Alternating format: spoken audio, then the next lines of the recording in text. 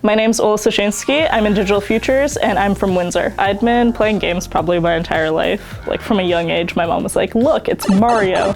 So I always kind of saw video games as an interesting thing, but I didn't realize it was really like an option as a job until about first year, where I had a Game Design 1 course as an elective, and from there the professor kind of really introduced us into making games.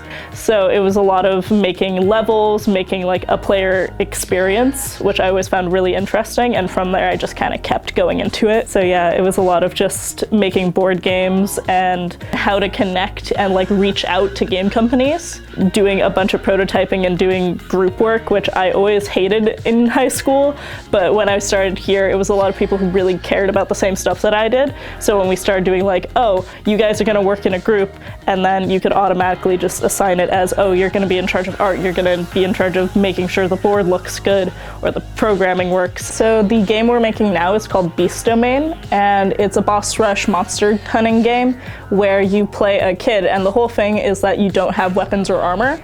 So you can only get hit, I think it's twice, by the monster. So the entire thing is trying to trap the monster long enough so that you can cast a spell and then lower its health and defenses enough that you can send it back to its domain. We kind of started like pitching ideas back and forth, and we settled upon the Beast Domain idea. And from there we split up into the programming, audio, and then the art team. On the art team, which is my side, we have it kind of split up into 3D models, where the team lead for Mont will set up all of the models, and she kind of has those set up and then it gets sent over to me, and I help texture them and make sure that they work in the game in terms of scale. It's all like building your resume and your portfolio basically, which is a lot of what these games are, is just being able to fill that portfolio with more and more games.